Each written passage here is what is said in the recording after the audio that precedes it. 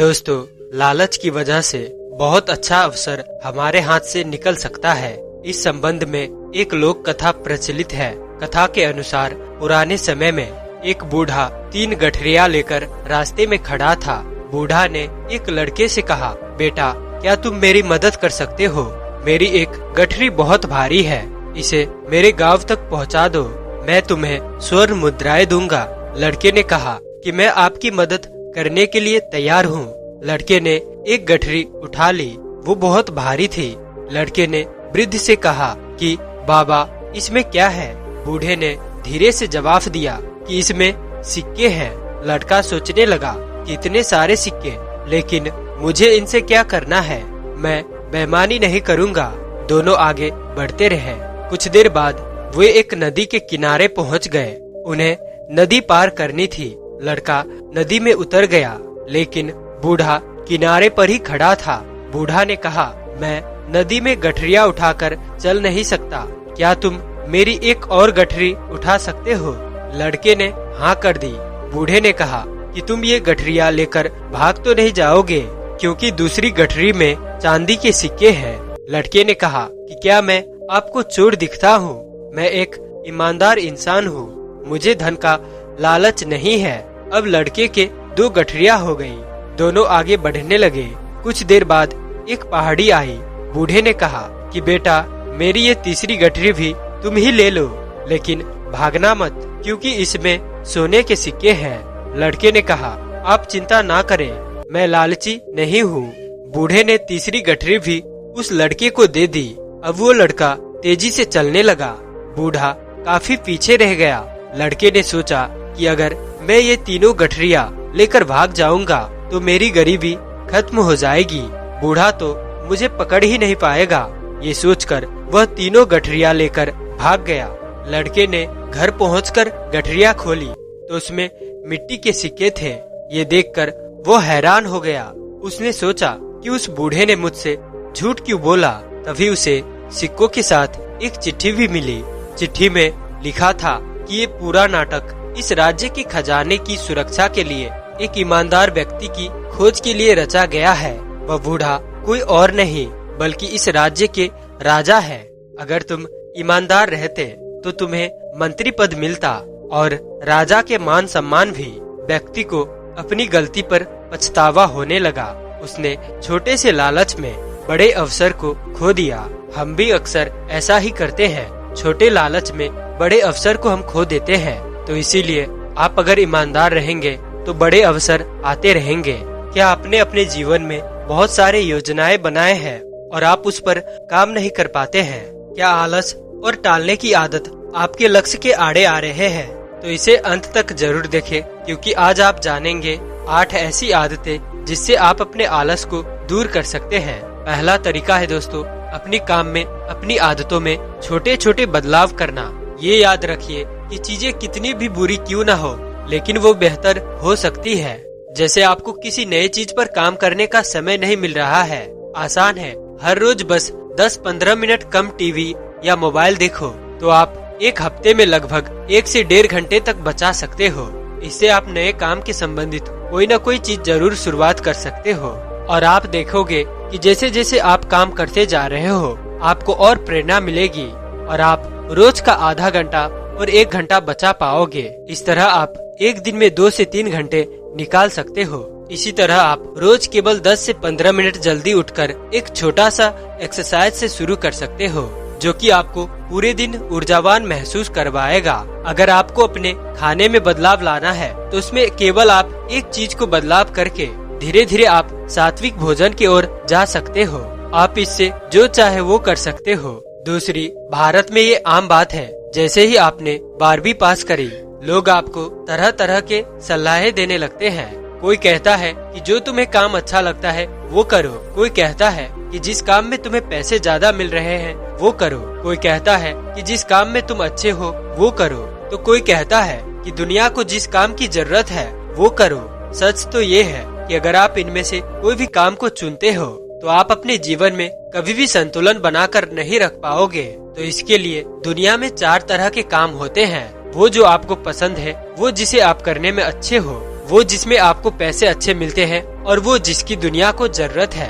जब आप जो काम आपको अच्छा लगता है उसको आप सीखकर उसमें अच्छे करने लगते हो तो वो आपका पैशन कहलाता है। और जिस काम में आप अच्छे हो उस काम को करने से आपको पैसे मिलने लगे तो उसे कहते हैं प्रोफेशन। वही जिस काम से आपको पैसे मिल रहे हैं और जिस काम को दुनिया की जरूरत है तो वो बन जाता है आपका वोकेशन। और लास्ट, दुनिया को जिस काम की जरूरत है और जो काम आपको पसंद है वो बन जाता है आपका मिशन। जिस काम में आपकी पैशन है वो काम करना चाहिए, आपने ये सुनी होगी। लेकिन अगर आप पैशन को चुनोगे तो आपको शायद अपने जीवन में पैसों की कमी होगी। वहीं अगर आप वो काम चुनोगे जो प्रोफेशन हो तो उस काम को करके आपको कभी भी खुशी नहीं मिलेगी। वहीं अगर आपका काम दुनिया को जरूरत हो ही ना तो आपको कभी अपना मिशन नहीं मिलेगा और आप अपने जीवन में उत्साह महसूस नहीं करोगे। इसलिए आपको जीवन में ऐसा काम चुनना है जिसमें आपका पैशन भी हो और जो आपका वोकेशन और मिशन भी बन सके। अगर आप ऐसे करोगे तो कभी भी उस काम को करने से आप थकोगे नहीं। तीसरी, हमारा दिमाग किसी भी काम को जब बड़े से पहाड़ के रूप में देखता है तो उसके बारे में नकारात्मक महसूस करने लगते हैं, इसलिए वो उसे टालने लगते हैं। लेकिन जब हम अपने काम को छोटे हिस्से में बांट लेते हैं जो 25 मिनट में पूरा हो सके तो बड़े ही आसानी से हम बड़े से बड़े काम को पूरा कर सकते हैं। क्योंकि भले ही आपका काम 4 घंटे में होगा लेकिन आपका दिमाग का फोकस केवल 25 मिनट में पूरे होने वाले काम पर ही रहेगा, इसलिए वो काम आपको उतना मुश्किल नहीं लगेगा। इसके अलावा हमारे किसी भी काम में ध्यान न लगने का सबसे बड़ा कारण है हमारे फोन, यानी हमारे बार बार ईमेल, मैसेजेस और सोशल मीडिया चेक करने की आदत। जब हम बंद कर देते हैं कि 25 मिनट के बाद ही मोबाइल देखना है तो धीरे धीरे हमारी मोबाइल चेक करने की आदत भी घटती जाती है। अगला है कि हमने अभी देखा कि हमारा दिमाग किसी भी बदलाव को आसानी से नहीं स्वीकारता, तो हमारे दिमाग में किसी भी बड़े चेंज कैसे होगा? वो होगा 5 क्यों का प्रश्न पूछने से। आपको 5 बार क्यों पूछना है ताकि आप उस समस्या के जड़ तक पहुंच सको। आप देखोगे कि आपको अंत के क्यों प्रश्न में आपको ऐसा आत्म उत्साह मिलेगा कि आपका दिमाग उस बदलाव को सकारात्मक रूप से लेने लगेगा और आप बड़े बदलाव ला सकते हैं। ये तो हो गई सैद्धांतिक बातें, लेकिन आप इसे अपने जीवन में कैसे प्रयोग कर सकते हैं इसे जानिए। मान लीजिए कि आप रोज पढ़ने बैठते हो और आपका दिमाग इधर उधर भटक जाता है और आप किसी न किसी तरह काम को टालकर फोन या लैपटॉप में लग जाते हो। अब आपको यहाँ पर करना ये है कि आपको खुद से 5 क्यों का प्रश्न पूछना है। पहला, आप पूछोगे कि मैं क्यों नहीं पढ़ पा रहा। इसका उत्तर आपको मिलेगा कि मेरा ध्यान मोबाइल पर चला गया। दूसरा सवाल है कि मेरा ध्यान मोबाइल पर क्यों जा रहा है, क्योंकि मोबाइल में नोटिफिकेशन दिख गया। तब सवाल ये करना है कि क्यों देखी मैंने नोटिफिकेशन। जवाब मिलेगा क्योंकि फोन मेरे सामने पड़ा था। तब सवाल आएगा कि क्यों पड़ा था फोन सामने। जवाब, क्योंकि मुझे 24 घंटे फोन सामने रखने की आदत पड़ गई है। तो इसका मतलब है कि समस्या का जड़ है फोन साथ में रखना। तो बस आपको बड़ा चेंज ये करना है कि जब भी आप किसी जरूरी काम को करो तो फोन को साथ ना रखो या फिर नेट बंद कर दो।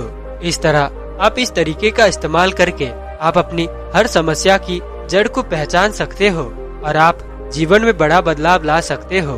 5वां है, आपको सबसे पहले अपने घर और काम करने की जगह पर चीजों को देखना है कि क्या आपके काम का है और क्या नहीं। फिर चाहे वो पुराने कपड़े हो या फाइलें, जो भी काम का नहीं है उसे बाहर कर दो। आपको काम करने की जगह में घर में केवल जरूरत का सामान ही रखना है।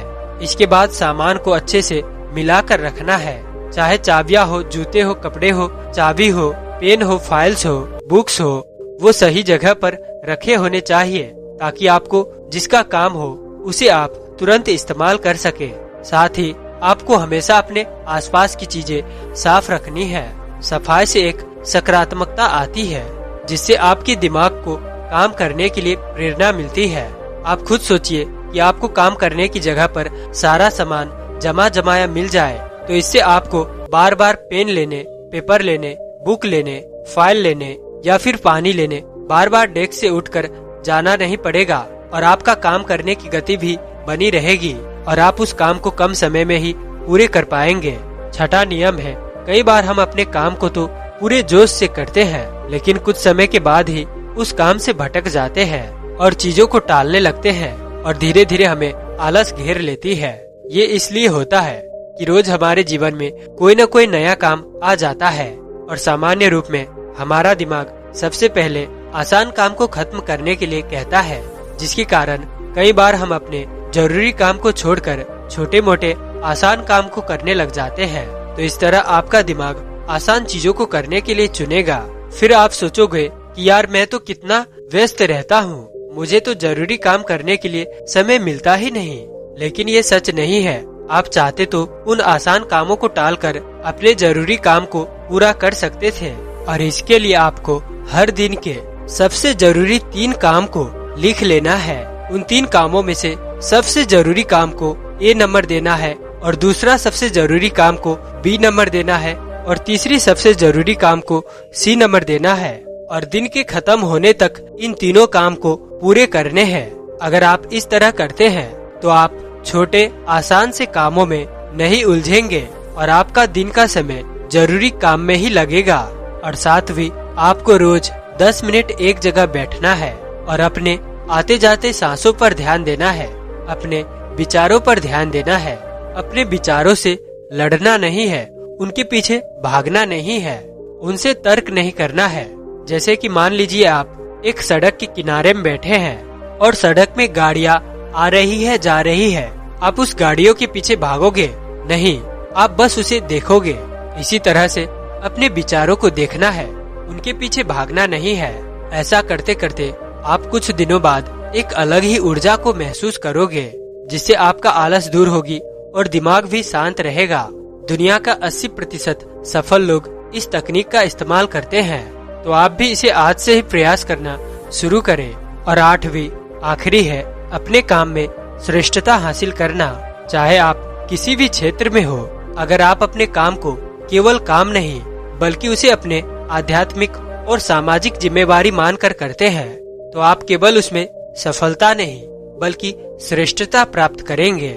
जब आप खुद को ये महसूस कराने में कामयाब हो जाओगे कि आपका वो काम नहीं बल्कि आपका वो धर्म है, तो आपको ना कभी उस काम को करने में आलस आएगी और ना कभी आप उस काम से बोर होंगे। तो यही है किसी भी काम में श्रेष्ठता हासिल करना। 10 कामों में सफल बनने से अच्छा है कि एक काम में श्रेष्ठता हासिल करना। तो अपने काम को सिर्फ काम समझकर ना करें बल्कि इसे आध्यात्मिक और सामाजिक जिम्मेवारी समझकर करें कि आपको उस काम करने से लाखों लोगों की भलाई होगी, सकारात्मक संदेश जाएगा। तो दोस्तों, उम्मीद है कि आपको इस वीडियो से बहुत कुछ सीखने को मिला होगा। तो इसीलिए हमें सपोर्ट करने के लिए इस वीडियो को लाइक और चैनल पर नए हैं तो सब्सक्राइब करना ना भूलें। और आखिर तक हमारे साथ इस वीडियो में बने रहने के लिए मैं किशन शर्मा आप सभी का दिल से बहुत बहुत धन्यवाद करता हूँ। तो चलिए मिलते हैं ऐसे किसी और वीडियो में, तब तक के लिए अपना ख्याल रखें। धन्यवाद।